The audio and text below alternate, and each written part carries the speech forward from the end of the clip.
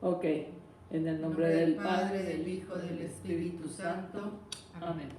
Que el Espíritu Santo nos ayude a empezar esta clase, a ver cómo vamos en este año que estamos retomando, ¿no? Ya vimos en el primer domingo ordinario del ciclo C, que estamos en el ciclo C, todas las lecturas van a ser de Lucas, pocas van a ser de San Juan, eso ya lo habíamos dicho, porque en este año nos vamos a enfocar a San Lucas. Vimos, tú eres mi hijo muy amado, y vimos acerca de nuestro bautizo. Entonces, como Dios Padre le dice eso a Jesús, y por ser hermanos de Jesús, nosotros recibimos ese mismo halago. Tú eres mi hijo muy amado desde el día de bautismo. Entonces, nos tenemos que sentir muy privilegiados, porque somos muy amados de Cristo, muy amados de Dios Padre, ¿no? Y luego vimos en las bodas de Caná que es un Dios cercano, un Dios que se acerca, un Dios que le interesa, hasta en una boda, en la vida ordinaria, que un vino y le interesó hacer el milagro. Y por medio de María, la intercesora, inmediatamente se hace el milagro de las bodas de Caná. Ahora vamos a ver en el domingo 3 del tiempo ordinario, el Espíritu Santo está sobre mí, eso es lo que declara Cristo. Y en el siguiente, en el cuarto, dice, hoy mismo se ha cumplido este pasaje.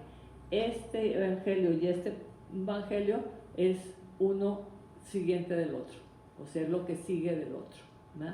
Entonces vamos a leer primero este evangelio. El Espíritu del Señor está sobre mí. Lucerito nos va a ayudar. Del Santo Evangelio según San Lucas. Muchos han tratado de escribir la historia de las cosas que pasaron entre nosotros, tal y como nos la transmitieron los que la vieron desde el principio y que ayudaron en la predicación. Yo también, ilustre Teófilo, después de haberme informado minuciosamente de todo, desde sus principios, pensé escribírtelo por orden, para que veas la verdad de lo que se te ha enseñado. Después de que Jesús fue tentado por el demonio en el desierto, impulsado por el Espíritu, volvió a Galilea. Iba enseñando en las sinagogas, todos lo alababan y su fama se extendió por toda la región. Fue también a Nazaret, donde se había criado. Entró en la sinagoga, como era su costumbre, a hacerlo los sábados, y se levantó para hacer la lectura. Se le dio el volumen del profeta Isaías, lo desarrolló y encontró el pasaje en que estaba escrito: El Espíritu del Señor está sobre mí, porque me ha ungido para llevar a los pobres la buena nueva, para anunciar la liberación a los cautivos y la curación a los ciegos, para dar libertad a los oprimidos y proclamar el año de gracia del Señor. Enrolló el volumen, lo devolvió al encargado y se sentó. Los ojos de todos los asistentes a la sinagoga estaban fijos en él. Entonces comenzó a hablar diciendo: Hoy mismo se ha cumplido este pasaje de las Escrituras que acaban de oír. Palabra del Señor. Gloria a ti, Señor Jesús. Muy bien. Entonces, vamos a empezar.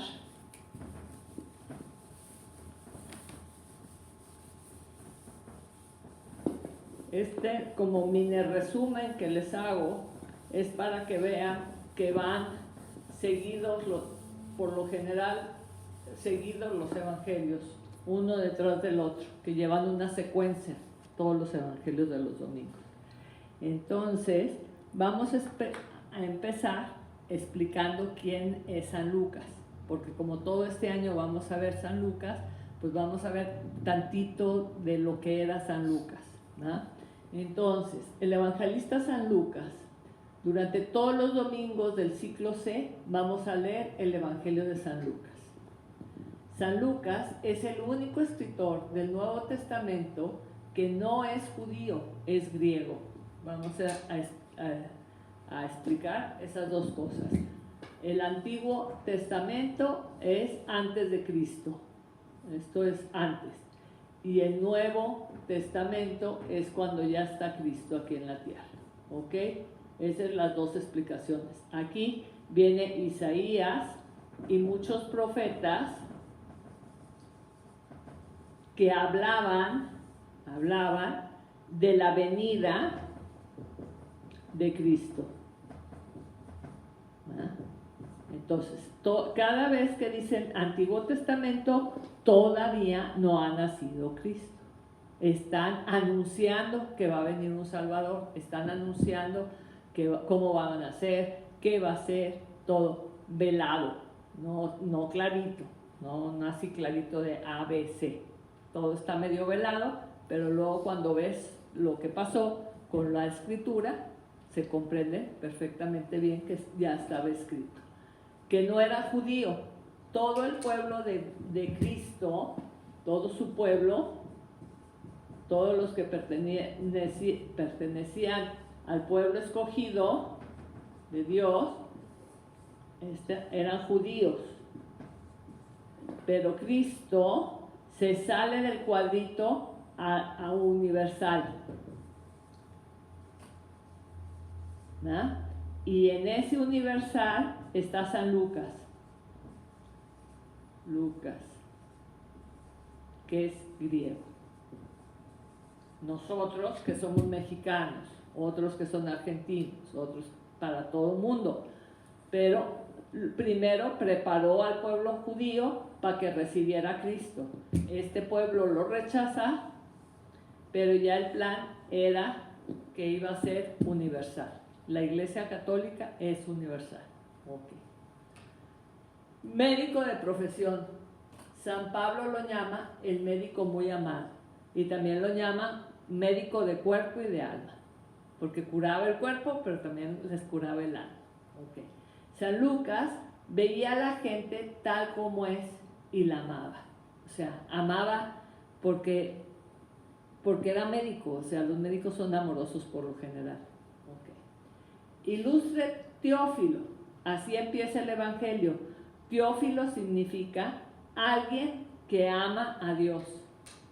Entonces, ilustre Teófilo quiere decir, les estoy hablando a todos ustedes porque todos ustedes son amados de Dios. Así empieza el Evangelio, ilustre Teófilo. ¿Verdad? Entonces, para que los citamos incluidos en ese Teófilo. Okay. San Lucas proclama su trabajo, que es un producto de una investigación esmerada. San Lucas no conoció personalmente a Cristo. Entonces, él como buen médico hizo una investigación con pluma y papel. Dicen que en su consultorio tenía escribanos, mientras que esperaban pasar a la consulta, los cuales preguntaban, ¿y qué fue? ¿Y cómo fue la boda de Caná? ¿Y cómo fue esto? ¿Y cómo fue el otro? Y escribían. Y él estudiaba en la noche y ponía lo que más se parecía. Hagan de cuenta, este dice esto, y este dice esto, y este dice esto, pues entonces esto es más cierto que este que nomás dice eso solo. O sea, era una investigación esmerada. Lucas era un hombre conciliador, no le gustaban los pleitos, discreto, no se sentía mucho, y dueño de sí mismo porque era un hombre rico y un hombre culto, ¿verdad? Entonces se sentía bien con él mismo. Era compañero de San Pablo. San Pablo tampoco conoció a Cristo en persona, y es uno de los pilares de la iglesia con San Pedro. Pero San Pablo sí pertenecía a estos judíos y era una persona muy culta. Y sabía las escrituras muy bien, todas las escrituras se las sabía. Entonces, este culto con este culto se juntaron, iban a predicar juntos, les gustaba estar juntos. Ok. Entonces, hablaban en plural diciendo, navegamos lo acompañó cuando estuvo prisionero. O sea, San Pablo estuvo prisionero, San Lucas ahí estaba atendiéndolo y checando que no se le enfermara. Y aparte escribiendo y evangelizando, ¿verdad? Trata de escribir cuidadosamente y de ser lo más exacto posible su evangelio. Su evangelio es el más fácil de leer. ¿Por qué es el más fácil de leer? Porque como ellos ya se sabían las escrituras del Antiguo Testamento, con pocas palabras entendían mucho.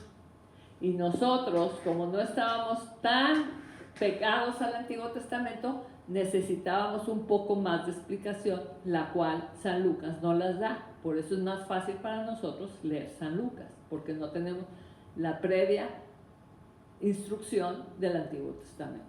Ok. Entonces, está escrito para paganos, para gentiles, que no sabían nada de la verdadera religión de los judíos. Lucas repite ciertas enseñanzas de Jesús para que entre en nuestro cerebro. Como buen médico, machaca. ¿No? Sabe, no, esto si no les machaco, no van a entender nada. Ok. ¿Qué repite? En sus evangelios demuestra una gran estimación de Cristo por las mujeres. Eso era raro, la mujer no valía, era chafa, nomás servía para tener niños. Y Cristo las escucha, las atiende, no las hace para un lado, ¿no? Todas las mujeres de ahí son amables. Jesús siempre les demuestra gran aprecio y una verdadera comprensión. Lo llama el evangelio de la oración. Eso es otro punto. Primero es las mujeres. El segundo es el evangelio de la oración, porque presenta a Jesús orando en todos los grandes momentos de su vida. Muy importante para nosotros. La oración es la puerta del cielo. Eso nos lo enseñó Cristo con su persona. Otra forma es el evangelio de los pecadores. Muestra a Jesús infinitamente comprensivo con los que han sido víctimas de sus pasiones. O sea, no un Cristo que viene a juzgar y a quitar, sino un Cristo que une, que acoge, que perdona, que cura, ¿no? Entonces, revela íntimos secretos como la anunciación, la visitación de la Navidad. Él nos hace entender que conoció personalmente a la Virgen, porque los otros evangelistas no escriben eso, solamente San Lucas. En Navidad entra San Lucas a la fuerza, porque los otros evangelistas no tienen ni la anunciación ni el nacimiento de Cristo. Entonces eso nos hace ver que Lucas vivió con la Santísima Virgen y le platicó eso. Como era un médico, pues quería investigar, investigó y lo escribió. Su evangelio es el que nos narra la infancia de Jesús, que se ha inspirado los más famosos pintores. Entonces, la infancia pues es Jesús perdido en el templo, la huida a Egipto, el nacimiento, los pastores, o sea, todo eso los otros no lo tienen. ¿Ok? Muy bien. Ahora ya acabamos la explicación de San Lucas. Ahora vamos a ir al Antiguo Testamento. La lectura de este día, vamos a ver 3 momentos. El Antiguo Testamento, el momento de cuando vivió Cristo y el momento de nosotros, ¿no? Entonces va a haber 3 momentos. Nosotros, ¿ok? Entonces, fíjense bien. En el Antiguo Testamento, ¿a qué sabrían aquellas lágrimas? O sea, todos estaban llorando. Así dice la primera lectura. Lloramos por muchas razones, por tristeza, por nostalgia, por coraje, por rabia, por derrota, por triunfos, por dolor, por alegría, por amor y por orgullo. Y ahí le pueden poner más cosas. Hasta porque se te perdió una pulsera puedes llorar, ¿no? O sea, cada quien llora por sus cosas que ama, ¿no? Todos estos del Antiguo Testamento regresaban del exilio y volvían a la tierra prometida. No todos la conocían, no había nada, pero era suya porque Yahvé se la había dado. Vamos a explicar tantito. Estos del Antiguo Testamento estaban deportados, los habían arrojado, ¿verdad? Los habían mandado, creo que a Babilonia, no me acuerdo a dónde. Ok, y ahora el rey de aquí, de Babilonia, dice, regresen a su tierra, les doy permiso. Y manda unas cartas para que les dieran oro y plata para reconstruir su templo. Entonces, después de 40 años de estar acá, regresan a su tierra prometida. ¿Qué iban a encontrar aquí? Pues ya no había casas, ya no había parcelas, ya no había cosechas, ya no había nada, ya no era nada de nada, ya no había templo, ya no había nada, ya estaba todo destruido. Y muchos de ellos habían nacido acá, en el exilio. Entonces ni siquiera conocían la tierra prometida. Pero a la hora que llegan, solo les quedaba el libro de las Sagradas Escrituras.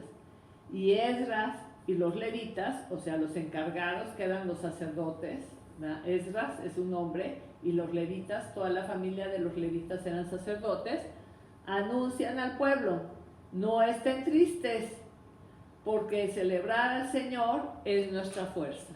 Entonces, ánimo firme, nuestro Señor está con nosotros, eso es lo que le están diciendo, ¿verdad? Entonces, ¿qué pasa? En la lectura de los libros sagrados encontraban instrucciones y alimentos para su vida. Había historias ejemplares, hermosos poemas y sentidas oraciones, ¿verdad? Entonces, eran luces para el camino. También Jesús se reunía, bueno, ok, hasta aquí. Entonces, todos lloraban porque les estaban leyendo esas lecturas tan hermosas. Y les estaba dando mucha nostalgia de regresar a su tierra prometida. Estaban muy contentos, estaban llorando de contento, de júbilo, y que Dios no los había dejado. Y a oír la palabra de Dios, estaban muy contentos de oír la palabra de Dios. Ahora, también Jesús se reúne con los demás para escuchar y comentar la palabra como era su costumbre. Aquí ya estamos en Jesús. Va al templo, agarra el rollo, el mismo rollo que estos agarraban, agarró el rollo, ¿verdad? Y lo leyó. Ok, dice que Cristo fue a la sinagoga. Vamos a hacer esta aclaración. La sinagoga, ¿cómo se escribirá? Con ese no, o sea, con ese. Sí, así. Sinagoga. Ok, en la sinagoga se oraba, pero no había sacrificios. Los sacrificios solo se hacían en el templo de Jerusalén. ¿Ok? Una vez al año. ¿Se acuerdan que Jesús sube al templo con José y con María? Hacen el ofertorio. Y si eran pequeñas familias, se juntaban con otra familia y se tenían que comer todo lo que se había ofrecido. La mitad se quedaba en el templo, subía el humo al cielo, etc. Aquí se hacía eso. Aquí se oraba. Se leía la Sagrada Escritura, pero su Sagrada Escritura, ¿de qué era? Del Antiguo Testamento. O sea, va a venir Cristo, va a venir el Mesías, va a venir el Salvador. Perfecto. Entonces, Jesús se mete ahí a la sinagoga y lee la lectura. En la lectura de los libros sagrados, ya eso ya, muy bien. Entonces, ahí hacían oración. Ahora vamos a ver. Separados por los siglos y viviendo en circunstancias diferentes, tres comunidades escuchan atentas el pueblo que regresó del exilio en tiempo de Esdras y Nehemías. El pueblo sometido al poder romano, como era el de Jesús y sus judíos, y nosotros. Todos hemos sido convocados a escuchar la palabra de Dios. Entonces, aquí leyeron la Escritura. Aquí Jesús lee la Escritura. Aquí los sacerdotes y nosotros leemos la Escritura. Ahora, fíjense nomás. Estos estaban muy atentos y lloraban de emoción de escuchar la Escritura. Estos estaban muy atentos y luego que les dijo Jesús que Él era el que había venido, se enojaron porque no era lo que ellos esperaban. Y aquí nosotros también muchas veces no estamos atentos y muchas veces nos es indiferente. Y tenemos que prestar mucha atención porque esa es palabra de Dios. O sea, no es cualquier palabra, es palabra de Dios. Tiene un peso fuerte. Entonces, cuando oímos la palabra de Dios, tenemos que realmente estar atentos, como en la primera lectura. Atentos. Me está hablando a mí en lo personal, no está hablando a todo el mundo. Me está diciendo que me ama a mí, que me ungió a mí, que yo soy su amada. Todo eso me lo está diciendo en personal. Entonces, adjudíquense esas palabras que Dios Padre les está hablando a ustedes por medio de Cristo, ¿verdad? Jesús se presenta como el ungido por el Espíritu Santo para llevar la buena nueva a los pobres. Los pobres no valían nada en aquel entonces, eran basura, porque según ellos eran pobres y eran porque estaban castigados de Dios. Nomás los ricos eran los que Dios estaba viendo bien. Para anunciar la liberación a los cautivos, la curación a los ciegos, la libertad a los oprimidos y para proclamar un año de gracia. Este año que estamos viviendo, el 25, está proclamado un año de gracia. ¿Qué quiere decir eso? Quiere decir que lo tenemos que aprovechar. Por la puerta santa. Exactamente. Pero en el Antiguo Testamento entendían perfectamente que era un año de gracia. Les puedo decir que se perdonaban hasta las deudas monetarias. Si tú debías 25,000 pesos de tu casa, quedaba la cuenta saldada el año de gracia. Imagínate cómo esperaban ese año. Con un gozo terrible, ¿verdad? ¿Por qué? Pues porque todos eran de la misma religión. Entonces el año de gracia era un año de misericordia, y entonces era misericordia de Dios hacia nosotros y de nosotros hacia el prójimo. Ese mismo año de gracia lo estamos viviendo ahorita.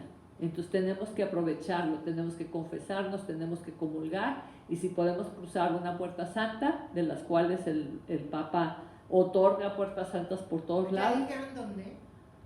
Creo que aquí la vez pasada fue Fátima y Purísima y Catedral, pero no sé si ahorita ya lo dijeron. Okay. Pero pues hay que estar atentos, ¿verdad? Para ir a cruzar la puerta santa. Ok, entonces, ¿vamos bien hasta ahorita? ¿Cómo tenemos que leer la palabra? Sí. Ok. Le estoy explicando todo esto porque el Evangelio es muy cortito y da tiempo de explicar un poco de dónde viene tanta cosa, ¿no? Porque luego no entendemos. Pues no acabamos. Nos perdemos. Ok, muy bien. Entonces el año de gracia. Entonces ese año de gracia nos toca ahorita. Ese año de gracia viene desde el Antiguo Testamento. Ya existía y se jala, ¿ok? Fue en el 2000, ¿no? Cuando en el 2000. O sea, ¿es cada 25 años? Cada 25 años. Yo crucé la puerta santa de Roma. Ándale. Y yo dije, no, hombre, de que el 25 no creo que mira. Pues ya llegamos. Ya llegamos. Ya llegamos. Vale, Con el favor de Dios, que Dios nos conceda. Así. Si no es llegar allá, pues de perdido aquí cerquita. Así pero es. ir, ¿verdad? Los primeros destinatarios de Cristo son los pobres, los enfermos, los oprimidos, los marginados. La gracia es ante todo para ellos, pero todos somos oprimidos por el pecado, todos somos miserables, todos necesitamos de la misericordia de Dios. Jesús es la buena noticia. Él nos da la libertad, la salud, la alegría y el bienestar. El que vive con Jesús vive feliz. ¿Por qué vive feliz? Porque Jesús te da paz. Y la paz da felicidad. Entonces, estar unidos a Jesús en este año de gracia, muy unidos, buscando siempre estar en gracia. Como nos recuerda San Pablo, esta es la segunda lectura. Todos somos miembros del cuerpo de Cristo. Todos estamos llamados a hacer el bien a nuestro prójimo. porque todos estamos bautizados con el mismo Espíritu. Entonces, San Pablo nos está recordando, que ya lo hemos visto muchas veces, que nosotros somos el cuerpo de Cristo. Aquí está María, que es el cuello por la cual pasan todas las gracias, y aquí estamos todos nosotros, cada uno de nosotros. Entonces, si nosotros hacemos una acción buena, repercute a todo el cuerpo, a todo el cuerpo. Pero si hacemos obras malas, también repercuten a todo el cuerpo. Entonces, el chiste es siempre hacer actos de misericordia, actos buenos. Hay un pedacito de la Biblia que dice: Jesús se pasó haciendo el bien. Bueno, que cuando nosotros muramos puedan decir: Elín se pasó haciendo el bien. Ay, sería el máximo piropo que te podrían decir. Siempre hacía el bien, siempre estaba buscando cómo ayudar, cómo servir, cómo atender, cómo escuchar. Ay, pues qué bonito elogio. Bueno, pues trabajémoslo para que nos lo digan, ¿verdad?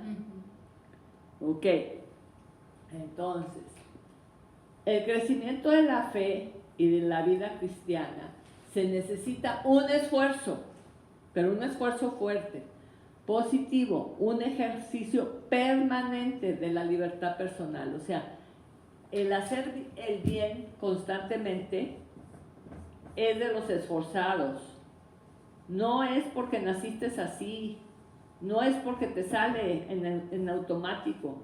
Te vas esforzando y cada vez puedes hacer mejores y mejores obras de misericordia. Te van costando menos trabajo porque te estás esforzando. Este esfuerzo comienza por la estima propia de la fe. O sea, realmente tenemos que creer que Cristo es nuestro modelo, ¿no?, como lo más importante de nuestra vida. El amor pide siempre conocer más a las personas amadas. O sea, si yo no conozco a Cristo, no conozco su vida, no conozco que Él se esforzó, pues ¿por qué me voy a esforzar? Pues si estoy más a gusto en mi sofá. Yo no tengo ganas. No me sale. Así dicen, es que no me sale. No, y nunca te va a salir. Si sigues en el sofá, cada vez te va a salir menos. Qué tristeza, pero esa es la verdad.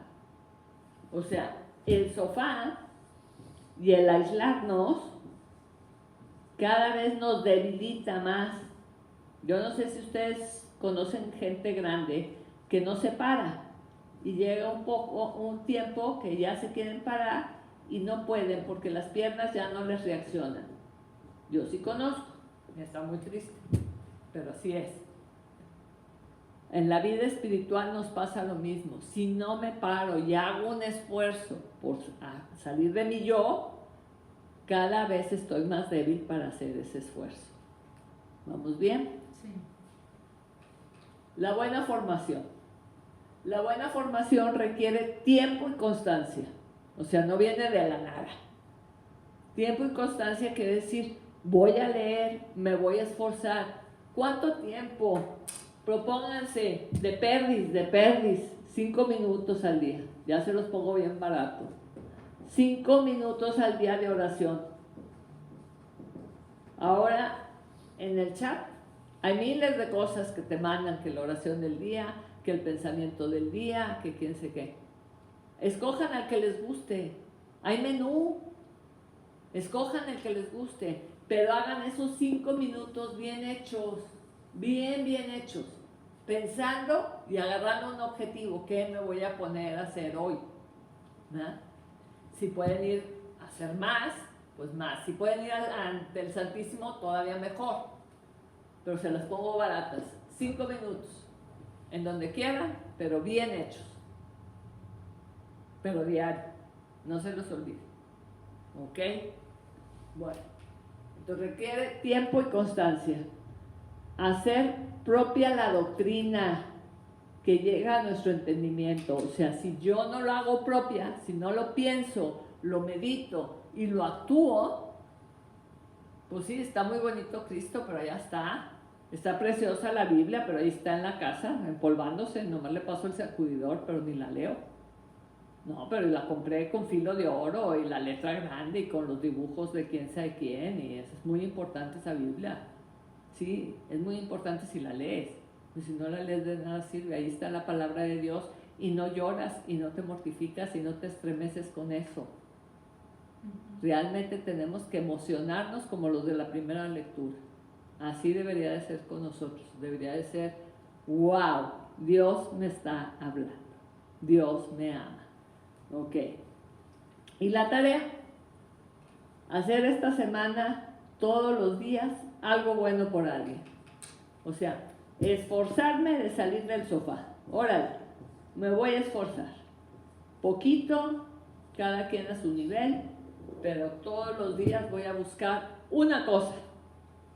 Salir de mi sofá, hago una cosa y regreso. Si puedes hacer 2, mejor. Si puedes hacer 3, mejor. Y si puedes hacerlo todo el día, pues todavía mejor. ¿Ok? Bueno, pues en adelante. En el nombre del Padre, del Hijo y del Espíritu Santo. Amén.